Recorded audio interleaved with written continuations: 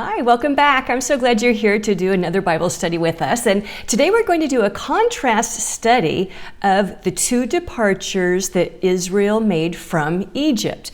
The Genesis 50 departure, the first one, which represents the pre-trib rapture of the bride, and then the second departure in Exodus 12, which represents the mid-trib rapture of the church. And what is so important about doing a contrast study of Bible prophecies is when there's some prophecies that look very similar, it's important to try and figure out, is that the same event and God is just giving us more details, or are those two different events that happen at different times?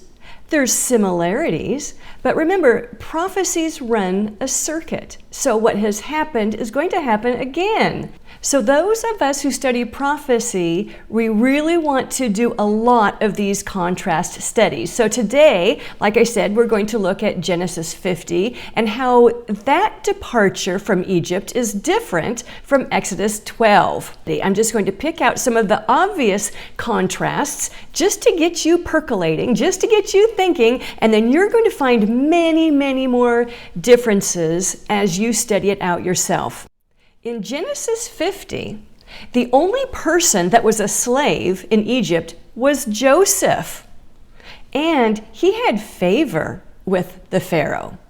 Well, in Exodus 12, the entire nation of Israel were slaves, and Pharaoh looked down on all of the citizens of Israel. He looked down on his slaves. In Genesis 50, Joseph only had to ask once if he could have leave from the Pharaoh and Egypt, and he reassured the Pharaoh that he would be coming back.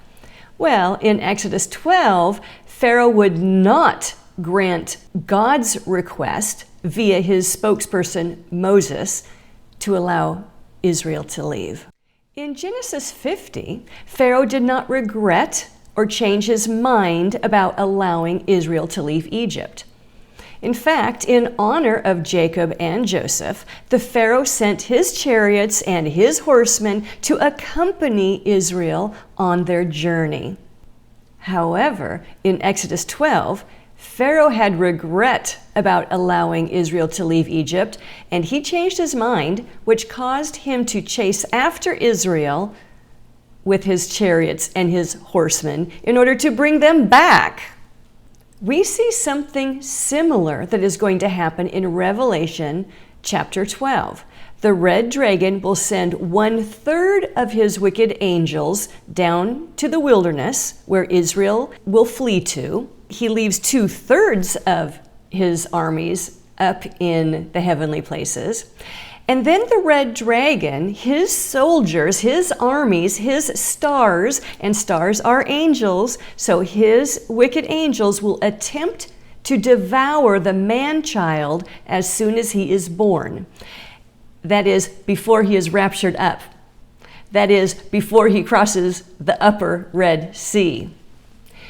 It's because the red dragon will have learned the powers and abilities of the raptured saint's body because of what he heard of the bride doing when she was raptured 3.5 years earlier. So he's been observing the outcomes for 3.5 years of the bride's rapture and how she has been serving the saints. Well, he is going to try and stop the church from being raptured, and he does not want them to try and help the remnant. He wants to try and kill all of the remnant.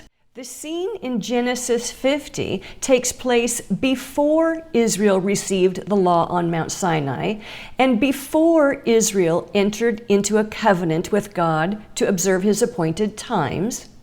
And it happened before the first day of the year shifted 6 months. The scene, however, in Exodus 12 takes place on the first Passover when they are commanded to observe that feast and the Feast of Unleavened Bread every year as a lasting ordinance for them and their descendants. In Genesis 50, Those who were leaving were aware of their departure and its details. Therefore, they prepared themselves accordingly for their journey. But in Exodus 12, it was a sudden push to leave Egypt. They had relatively short notice and were given few details of their departure. In Genesis 50, Israel's children were left behind.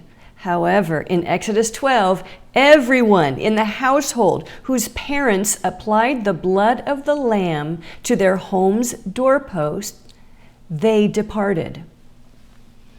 Okay, so we just found and pulled out a handful of contrasts between Israel's first departure from Egypt and Israel's second departure from Egypt. And it makes it very clear these are two different events. These are types and shadows of two different raptures. Yet they have similar outcomes. So now I hope you can see why it's so important to be doing these contrast studies when we see prophecies that are very similar. Now, as you study those two chapters more on your own, you are going to pull out so many differences between those two departures, and I hope you put them in the comment section below. In fact, we already had some people starting to do that in the previous video, number 179. Thank you for watching, and I'll talk to you later. Bye!